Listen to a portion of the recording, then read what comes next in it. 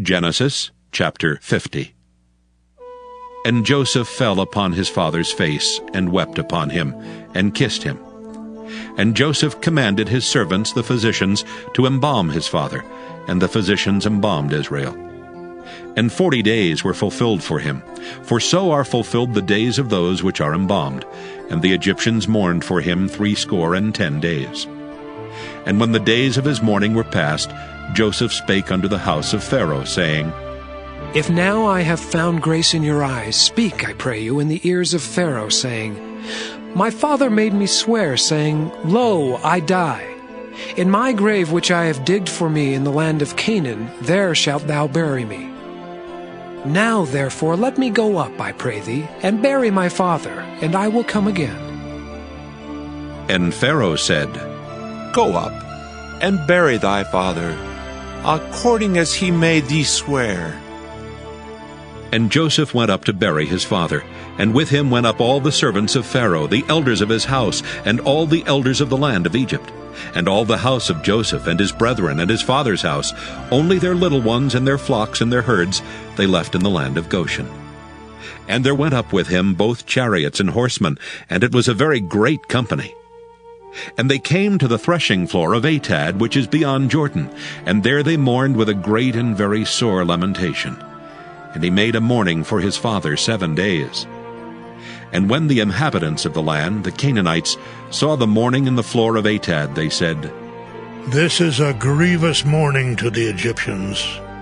Wherefore the name of it was called Abel Mizraim, which is beyond Jordan. And his sons did unto him according as he commanded them. For his sons carried him into the land of Canaan, and buried him in the cave of the field of Machpelah, which Abraham bought with the field for a possession of a burying place of Ephron the Hittite before Mamre. And Joseph returned into Egypt, he and his brethren, and all that went up with him to bury his father after he had buried his father. And when Joseph's brethren saw that their father was dead, they said, Joseph will peradventure hate us, and will certainly requite us all the evil which we did unto him. And they sent a messenger unto Joseph, saying, Thy father did command before he died, saying, So shall ye say unto Joseph, Forgive, I pray thee now, the trespass of thy brethren, and their sin, for they did unto thee evil. And now we pray thee, forgive the trespass of the servants of the God of thy father. And Joseph wept when they spake unto him. And his brethren also went and fell down before his face, and they said, Behold, we be thy servants. And Joseph said unto them, Fear not, for am I in the place of God? But as for you, ye thought evil against me. But God meant it unto good to bring to pass, as it is this day, to save much people alive. Now therefore fear ye not. I will nourish you and your little ones. And he comforted them, and spake kindly unto them. And Joseph dwelt in Egypt, he and his father's house. And Joseph lived 110 years.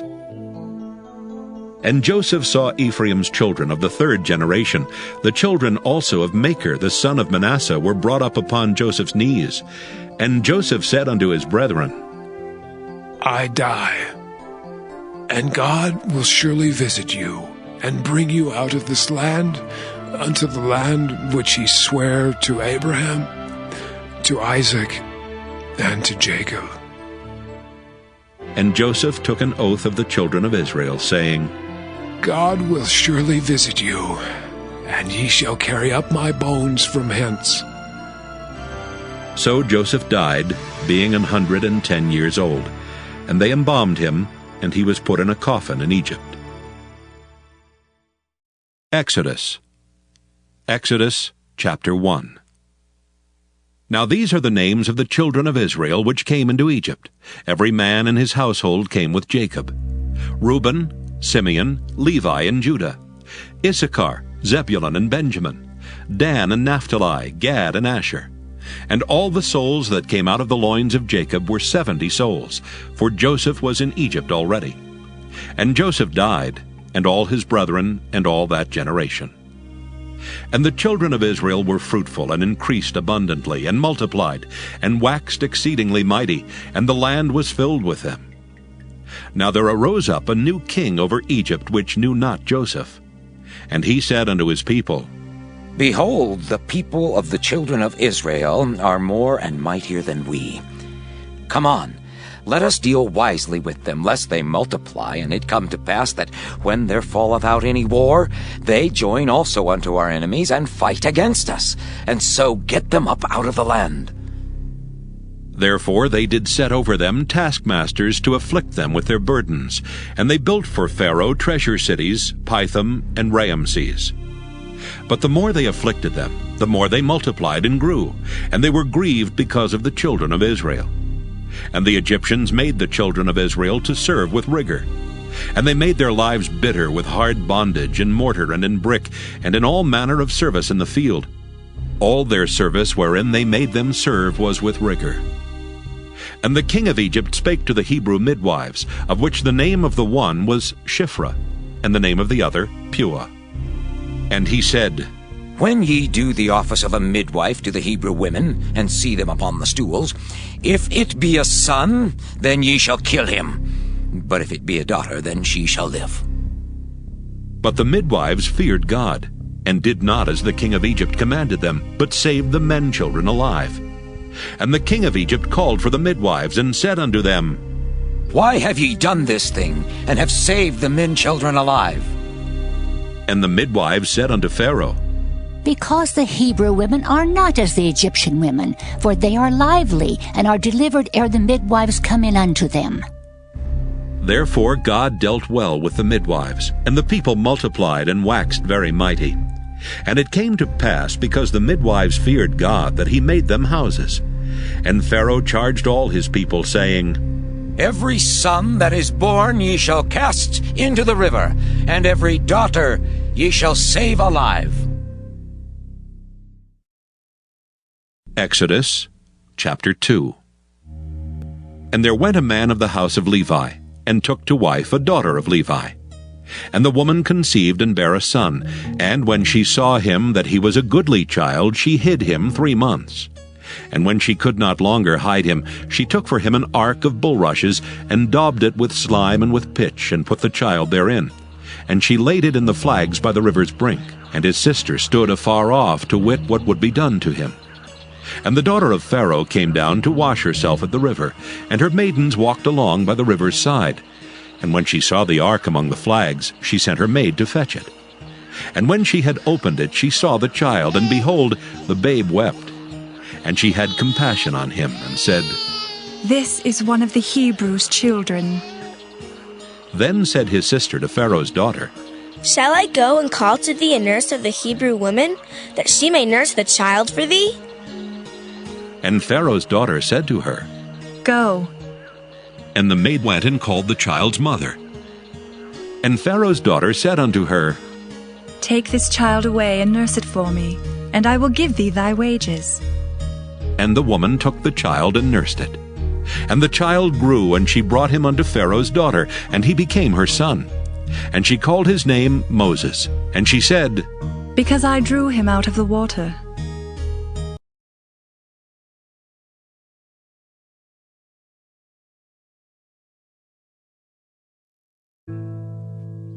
When Jesus came into the coasts of Caesarea Philippi, he asked his disciples, saying, Whom do men say that I, the Son of Man, am? And they said, Some say that thou art John the Baptist, some Elias, and others Jeremias, or one of the prophets. He saith unto them, But whom say ye that I am? And Simon Peter answered and said, Thou art the Christ, the Son of the living God. And Jesus answered and said unto him, Blessed art thou, Simon Bar-Jonah, for flesh and blood hath not revealed it unto thee, but my Father which is in heaven. And I say also unto thee, that thou art Peter, and upon this rock I will build my church, and the gates of hell shall not prevail against it. And I will give unto thee the keys of the kingdom of heaven, and whatsoever thou shalt bind on earth shall be bound in heaven, and whatsoever thou shalt loose on earth shall be loosed in heaven. Then charged he his disciples that they should tell no man that he was Jesus the Christ. From that time forth began Jesus to show unto his disciples how that he must go unto Jerusalem, and suffer many things of the elders and chief priests and scribes, and be killed, and be raised again the third day. Then Peter took him, and began to rebuke him, saying, Be it far from thee, Lord. This shall not be unto thee. But he turned, and said unto Peter, Get thee behind me, Satan, thou art an offense unto me. For thou savorest not the things that be of God, but those that be of men. Then said Jesus unto his disciples, If any man will come after me, let him deny himself and take up his cross and follow me. For whosoever will save his life shall lose it, and whosoever will lose his life for my sake shall find it. For what is a man profited if he shall gain the whole world and lose his own soul? Or what shall a man give in exchange for his soul? For the Son of Man shall come in the glory of his Father with his angels, and then he shall reward every man according to his works. Verily I say unto you, there be some standing here which shall not taste of death, till they see the Son of Man coming in his kingdom. Matthew 17. And after 6 days, Jesus taketh Peter, James, and John his brother, and bringeth them up into an high mountain apart, and was transfigured before them. And his face did shine as the sun, and his raiment was white as the light. And behold, there appeared unto them Moses and Elias talking with him. Then answered Peter, and said unto Jesus, Lord, it is good for us to be here. If thou wilt, let us make here 3 tabernacles, one for thee, and one for Moses, and one for Elias. While he yet spake, behold, a bright cloud overshadowed them, and behold, a voice out of the cloud which said, This is my beloved Son, in whom I am well pleased. Hear ye him. And when the disciples heard it, they fell on their face, and were sore afraid. And Jesus came and touched them, and said, Arise, and be not afraid. And when they had lifted up their eyes, they saw no man save Jesus only. And as they came down from the mountain, Jesus charged them, saying, Tell the vision to no man, until the Son of Man be risen again from the dead. Proverbs chapter 25. These are also Proverbs of Solomon, which the men of Hezekiah, king of Judah, copied out. It is the glory of God to conceal a thing, but the honor of kings is to search out a matter. The heaven for height and the earth for depth, and the heart of kings is unsearchable. Take away the dross from the silver, and there shall come forth a vessel for the finer. Take away the wicked from before the king, and his throne shall be established in righteousness. Put not forth thyself in the presence of the king, and stand not in the place of great men. For better it is that it be said unto thee, Come up hither, than that thou shouldest be put lower in the presence of the prince, whom thine eyes have seen. Go not forth hastily to strive, lest thou know not what to do in the end thereof, when thy neighbor hath put thee to shame. Debate thy cause with thy neighbor himself, and discover not a secret to another, lest he that heareth it put thee to shame, and thine infamy turn not away. A word fitly spoken is like apples of gold in pictures of silver. As an earring of gold and an ornament of fine gold, so is a wise reprover upon an obedient ear. As the cold of snow in the time of harvest, so is a faithful messenger to them that send him, for he refresheth the soul of his masters. Whoso boasteth himself of a false gift is like clouds and wind without rain. By long forbearing is a prince persuaded, and a soft tongue breaketh the bone. Hast thou found honey? Eat so much as is sufficient for thee, lest thou be filled therewith and vomit it. Withdraw thy foot from thy neighbor's house, lest he be weary of thee, and so hate thee. A man that beareth false witness against his neighbor is a maul, and a sword, and a sharp arrow. Confidence in an unfaithful man in time of trouble is like a broken tooth, and a foot out of joint. As he that taketh away a garment in cold weather, and as vinegar upon nitre, so is he that singeth songs to an heavy heart. If thine enemy be hungry, give him bread to eat, and if he be thirsty, give him water to drink. For thou shalt heap coals of fire upon his head, and the Lord shall reward thee. The north wind driveth away rain, so doth an angry countenance a backbiting tongue. It is better to dwell in the corner of the housetop than with a brawling woman and in a wide house. As cold waters to a thirsty soul, so is good news from a far country. A righteous man falling down before the wicked is as a troubled fountain and a corrupt spring. It is not good to eat much honey, so for men to search their own glory is not glory. He that hath no rule over his own spirit is like a city that is broken down and without walls. Psalm 120, a song of degrees. In my distress I cried unto the Lord, and he heard me. Deliver my soul, O Lord, from lying lips, and from a deceitful tongue. What shall be given unto thee, or what shall be done unto thee, thou false tongue? Sharp arrows of the mighty, with coals of juniper. Woe is me, that I sojourn in Mesech, that I dwell in the tents of Kedar. My soul hath long dwelt with him that hateth peace. I am for peace, but when I speak, they are for war. Psalm 121, a song of degrees. I will lift up mine eyes unto the hills, from whence cometh my help. My help cometh from the Lord, which made heaven and earth. He will not suffer thy foot to be moved. He that keepeth thee will not slumber. Behold, he that keepeth Israel shall neither slumber nor sleep. The Lord is thy keeper. The Lord is thy shade upon thy right hand. The sun shall not smite thee by day, nor the moon by night. The Lord shall preserve thee from all evil. He shall preserve thy soul. The Lord shall preserve thy going out and thy coming in from this time forth and even forevermore. Psalm 122, a song of degrees of David. I was glad when they said unto me, Let us go into the house of the Lord. Our feet shall stand within thy gates, O Jerusalem. Jerusalem is builded as a city that is compact together. Whither the tribes go up, the tribes of the Lord unto the testimony of Israel, to give thanks unto the name of the Lord. For there are set thrones of judgment, the thrones of the house of David. Pray for the peace of Jerusalem. They shall prosper that love thee. Peace be within thy walls, and prosperity within thy palaces. For my brethren and companions' sakes, I will now say, Peace be within thee. Because of the house of the Lord our God, I will seek thy good.